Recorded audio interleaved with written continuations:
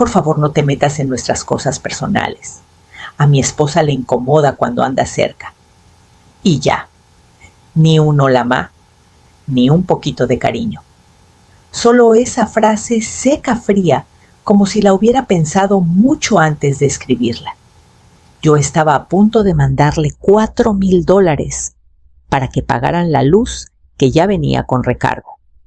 Mi dedo se quedó flotando sobre confirmar los números parpadeando cuando llegó el mensaje. No apreté nada. Me quedé tiesa. Por un segundo pensé que había leído mal. Parpadeé, subí la pantalla, volví a leer. Y otra vez. Cada vez dolía más hondo. Esperé un ratito a ver si mandaba algo más suave. Un perdón, no quise decirlo así. Pero nada. Solo eso. Dejé la toalla doblada en el brazo del sillón. El pecho se me apretó como si el aire del mediodía pesara demasiado. Afuera, la luz del sol empezaba a ponerse grisácea.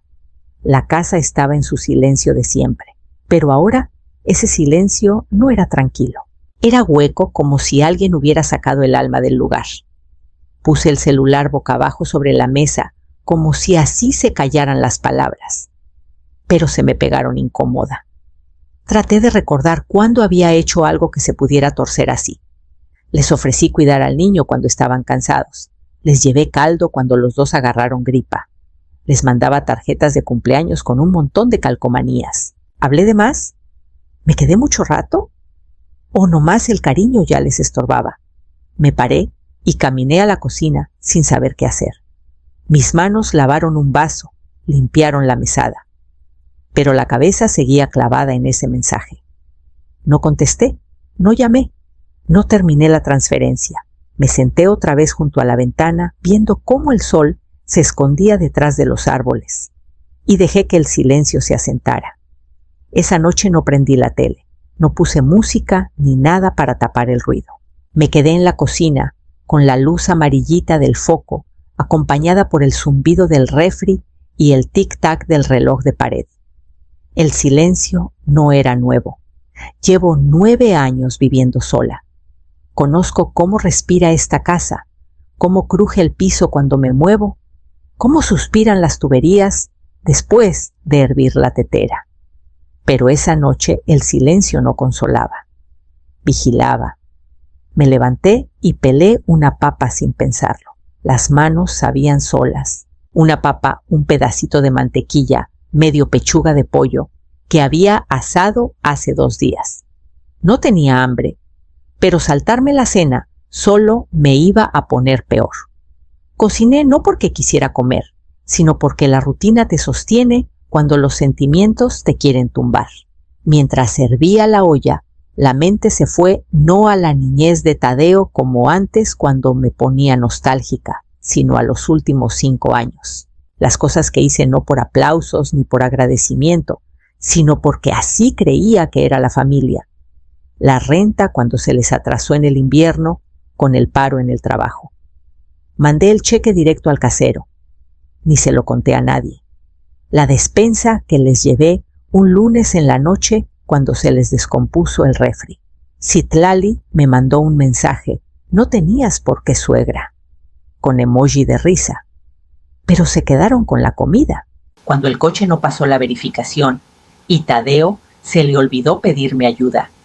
Vi que la cuenta se le estaba yendo abajo y le deposité la diferencia sin decir palabra. 3 días después me llamó a platicar como si nada, sin mencionar el dinero. Eran cositas para mí, pero ahí está el detalle, se volvieron invisibles. Esperadas, como el tapiz de la pared que ya nadie mira. Serví mi plato, me senté a la mesa y comí despacito, sin sal, sin plática. Solo el ruido sordo del tenedor contra el plato. Lavé los trastos, los sequé con cuidado. Doblé la toalla y la puse en la manija del horno. Luego fui al escritorio y abrí la chequera. Me quedé un buen rato en el escritorio con la chequera abierta, el bolígrafo descansando en la palma. Los números estaban ahí, columnas derechitas, mi letra firme, hasta en los días malos.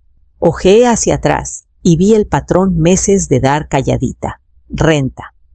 Seguro, un regalo de cumpleaños que en realidad era el pago del coche, todo sin pompa. Tomé el bolígrafo, tracé una raya limpia sobre el próximo cheque y escribí una palabra. Al lado paró. Luego agarré el celular. Escribí: no quise incomodar a Citlali. Les voy a dar su espacio. Borré. Intenté otra. Si necesitan algo, avísenme. Los voy a querer siempre, pase lo que pase. Borré también. Cada versión se sentía más chiquita, como si estuviera pidiendo permiso para seguir queriendo. Miré la pantalla en blanco hasta que se me nublaron los ojos, luego volteé el teléfono y lo empujé un poquito lejos. No fue por coraje, ni por orgullo. Fue claridad. Si no querían mi presencia, tampoco tendrían mi apoyo, ni el de lana, ni el de corazón. No era castigo, era coherencia. Después de tantos años de doblarme, de ajustarme, de andar pisando huevos con sentimientos que no eran míos, decidí quedarme quieta. Hice una ollita de té y me senté con ella en la mesa de la cocina. No tomé mucho. Solo me gustaba ver cómo el vapor se enredaba en el silencio. Fue una de esas noches donde afuera no pasa nada, pero adentro todo cambia. No le conté a nadie lo que hice, sin anuncios dramáticos, sin silencios apuntados. Solo una decisión tomada bajito, en una casa que ya sabía cargar el silencio. Cuando me fui a dormir, el celular seguía sin tocar, el mensaje sin contestar, y a la mañana siguiente me levanté temprano y seguí mi rutina de siempre, pero ya sin esa transferencia de fin de mes. Pasaron 2 días, luego 4. Nada, ni respuesta, ni llamada accidental, ni mensaje equivocado. Pura nada. Dejé de checar el celular tan seguido. Seguía en la mesita, pero ya no lo cargaba de cuarto en cuarto. Al principio le echaba un ojo esperando que se prendiera, luego dejé de esperar. Al final dejé de mirar. Para el 5.º día volví a escribir en mi diario. 1 o 2 hojitas por la mañana. La pluma iba lenta al principio, tiesa de no usarse, pero las palabras salieron. Cositas. ¿Qué desayuné? Un sueño medio olvidado, como la luz entraba a las 8:30 en punto y se tendía sobre la alfombra. Se me había olvidado lo bien que sienta poner las cosas en tinta, no dramas, solo lo real. Me sorprendió cuántas partes de mí había guardado sin darme cuenta. Una tarde ordené el estante de las especias y encontré frascos que no tocaba en años. En un cajón del pasillo hallé un sobre con postales viejas que nunca mandé. Cada tarea chiquita era como despertar algo que había dejado dormido para estar siempre disponible al alcance útil. El silencio cambió. Ya no era sala de espera. Era claro. Me di cuenta cuántas veces había doblado mis planes por los de ellos. Cuánto decía sí antes de oír toda la petición. No era solo culpa de ellos, yo lo permití, lo facilité porque creía que ser necesitada era lo mismo que ser querida. Una noche hice sopa no para nadie más, solo porque quería algo calientito que durara unos días. Usé lo que tenía. No quedó perfecta, pero sabía a mí. Al final de la semana, entendí que el silencio no había dejado un hueco, había abierto espacio. Y en ese espacio empezaba a encontrar algo más firme que la esperanza, algo más callado que la decepción. Estaba revolviendo la sopa al día siguiente cuando sonó un golpe en la puerta. El ruido me sobresaltó más de lo normal. Me limpié las manos en la toalla y fui a abrir sabiendo ya quién estaba ahí. Tadeo intentó sonreír primero. Citlali se quedó un paso atrás, tiesa, mirando adentro de la casa como si estuviera contando los muebles. Iker, mi nietecito, sonrió de oreja a oreja y se me vino encima en cuanto me vio. Abue. Me agaché y abrazarlo. Olía a crayones y a zacate. Por un segundo todo lo demás se borró. Luego me enderecé y me hice a un lado. Pasen. Entraron a la sala con esa cortesía cuidadosa, de quien no piensa quedarse mucho.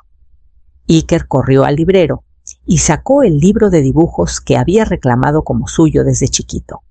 La sala se sintió más pequeña, con los tres adentro, llena de cosas no dichas. Les ofrecí té por costumbre. Los dos asintieron muy rápido. Traje los vasos en una charola y los puse en la mesa. Nadie los tocó. Tadeo carraspeó. Hemos estado batallando con unas cosas. Esperé. La renta subió, siguió. Y el trabajo anda lento. Es temporal. Nomás nos preguntábamos si nos podrías echar la mano este mes. Las palabras cayeron suaves pero pesaban. Noté lo que no estaba ahí. Ni una palabra del mensaje, ni un reconocimiento del espacio que pidieron. Solo la petición disfrazada de plática. Citlali tenía las manos apretadas en el regazo. No me veía. Iker volteaba una página y se reía bajito de algo en el libro. Miré la cara de Tadeo. Se veía cansado, más viejo que hacía una semana. La necesidad envejece rápido a la gente. Por un momento se me movió el viejo reflejo decir que sí, antes de que terminara la frase, agarrar la bolsa y arreglar todo para que todos respiraran tranquilos. En vez de eso, junté las manos y respiré hondo. Entiendo, dije, y sentí que la sala se inclinaba esperando lo que seguía. El té se quedó ahí, entre nosotros intacto. Vi cómo subía el vapor y se enredaba callado y paciente, como si no le importara que lo ignorara. Tadeo se movió en la silla. Citlali se arregló la manga sin mirarme a los ojos. Entiendo, repetí más despacio. Él abrió la boca, pero seguí. Pero las cosas ya cambiaron. No salió de amargura. Salió de un lugar más firme. Un lugar que no sabía que tenía hasta hace poco. El silencio que vino después se sintió tenso, como si todos supiéramos que algo se había roto, pero no quisiéramos nombrarlo. He ayudado, dije, años, calladita, y lo hubiera seguido haciendo sin que me lo pidieran. Pero lo último que me escribiste no fue un gracias, ni siquiera una pregunta. Fue una raya que no debía cruzar. Se le tensó la frente. Citlali se movió otra vez. No estoy enojada, dije, y lo decía en serio. Pero el apoyo no es amor, si solo se necesita cuando falta. Y no puedo seguir dando pedacitos de mí, solo para que me aguanten. Tadeo bajó la mirada. Citlali levantó su té, pero no tomó. El momento se quedó ahí colgando. Sé que está pesado, dije más suave. De verdad lo sé, pero pidieron espacio, se los di. Y en ese espacio me di cuenta de cuánto me había estirado para seguir cerca. No hizo falta decir más. Entendieron. Tal vez no todo, pero suficiente. Iker, todavía acurrucado en la alfombra, levantó la vista con ojos grandes e inocentes. Me sonrió cuando lo miré y yo le sonreí de vuelta. Se quedaron unos minutos más echando plática ligera que no llegaba a nada. Al rato, Tadeo se paró, alisándose el pantalón. Citlali lo siguió. Los vasos de té se quedaron en la mesa llenos. Los acompañé a la puerta y abracé a Iker con suavidad. Me rodeó la cintura con sus bracitos tiernos y confiados y le puse la mano en la nuca. Nos vemos pronto, mi amor, le dije, y así nomás se cerró la puerta detrás de ellos. Cuando la puerta dio clic, me quedé ahí un rato escuchando volver el silencio. El aire se asentó distinto, no más pesado, más limpio. Recogí los vasos intactos y los llevé a la cocina. Ni huella de dedos, ni marca de labios. Solo tazas llenas que nunca necesitaron servirse. Los enjuagué con agua tibia y los sequé despacio, doblando la toalla en la manija del horno como siempre. Desde la ventana de la cocina vi su coche todavía prendido en la banqueta. Se quedaron ahí más de lo que pensé sin bajarse ni arrancar. Me pregunté qué se estarían diciendo, si es que decían algo. Al final, el motor ronroneó y el coche se fue sin despedirse con la mano. No lloré. En vez de eso, Abrí mi diario. Las páginas se llenaban más rápido estos días. No de coraje, ni de tristeza. Solo verdades que antes no tenía espacio para oír. Cosas que había empujado a un lado por mantener la paz, la tradición, la familia. Escribí. Antes creía que querer era estar siempre disponible.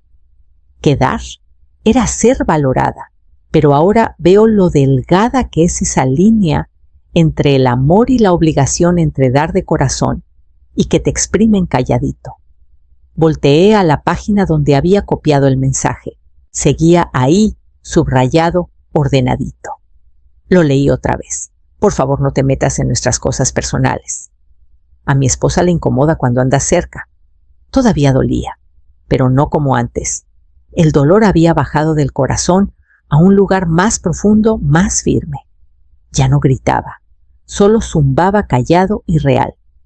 Esa noche me hice una cenita sencilla, un camote asado, unas verduritas y un pedazo de pan de elote del congelador. Comí sin distracciones, sin tele ni celular. Dejé que el silencio se sentara conmigo. No como castigo, como un claro. Cuando me metí a la cama, puse el diario en la mesita y subí las cobijas. Afuera el viento empezaba a soplar fuerte, moviendo las ramas cerca de la ventana. A la mañana siguiente, apreté la bisagra floja del closet del pasillo. Llevaba meses chillando, pero siempre luego. El luego llegó. El aceite se chupó rápido y la puerta se abrió suave y sin ruido cuando la probé. Una cosa llevó a la otra. Ordené los estantes de la ropa de cama, sábanas bien dobladas, toallas por tamaño. Encontré un montón de fundas de almohada que no veía en años escondidas detrás de una almohadilla térmica vieja. Todo olía a tiempo, no a polvo, sino a algo suavizado por años de pasar desapercibido. En un cajón de la cocina hallé una carpeta que decía recetas, guardar.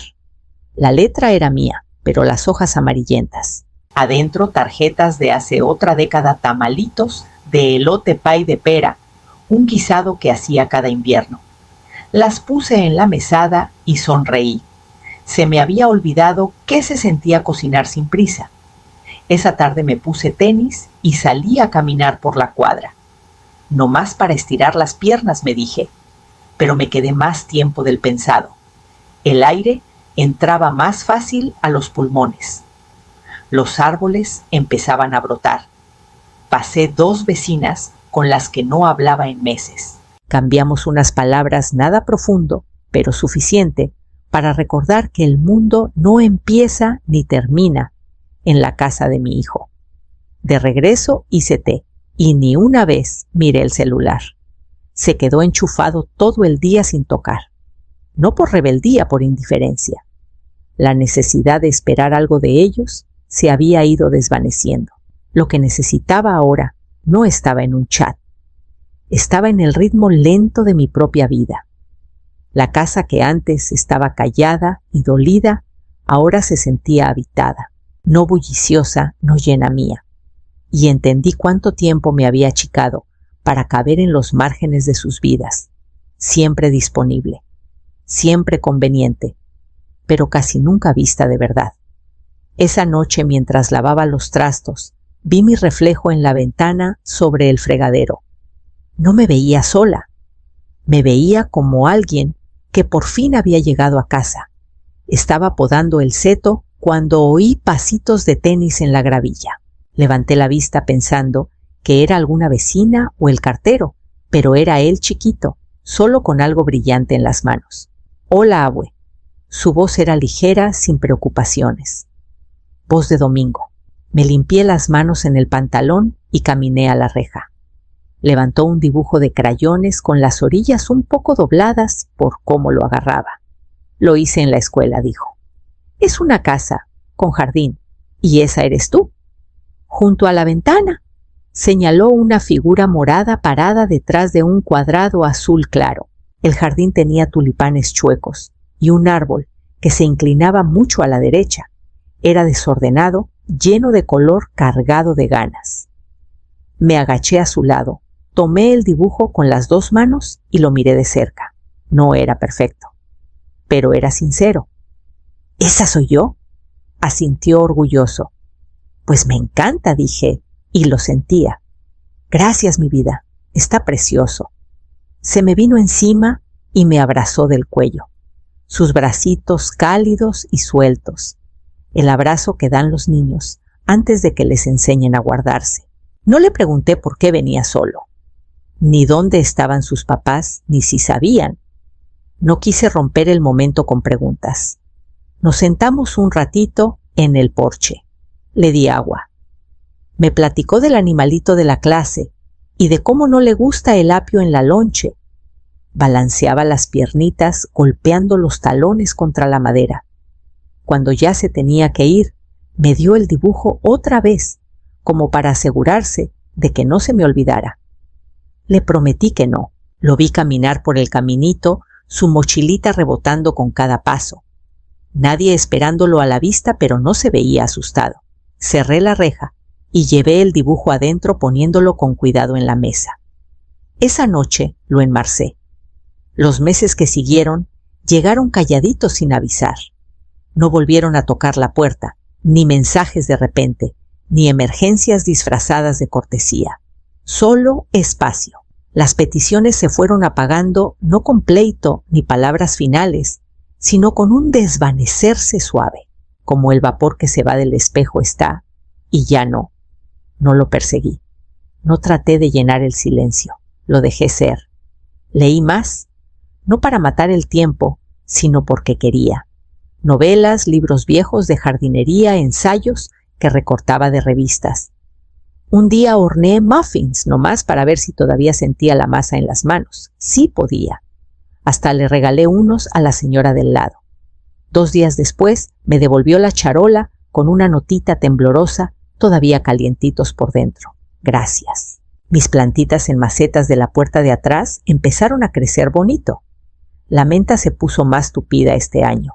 El romero siempre me pareció muy fuerte, lo saqué y planté tomillo limón en su lugar. Más suave, más perdonador. A veces pensaba en ellos, Tadeo Citlali, pero no mucho, no con dolor, solo recuerdos que pasaban como ver una foto vieja de un tiempo que ya no pide nada. Colgué el dibujo de Iker junto a la ventana de la cocina. La cinta se curvó un poco en las esquinas, pero ahí se quedó. Los tulipanes chuecos me sacaban sonrisa. También la mujer morada detrás del cuadrado azul. Esta casa, mi casa, había cambiado. No en paredes ni muebles, sino en peso. Ya no cargaba la espera. Solo me cargaba a mí. No me puse dura. Me puse clara. Clara en lo que necesitaba. Clara en lo que ya no iba a entregar solo para que me toleraran. El amor, cuando se olvida de respetar, se vuelve otra cosa. Y yo no iba a seguir echándome en un espacio que solo notaba la falta, nunca el regalo. ¿Qué pasa cuando una madre deja de pedir perdón por ocupar lugar? Cuando deja de dar lo que nadie valora. Y al final, cuando deja de esperar que el amor regrese con la misma forma en que se fue.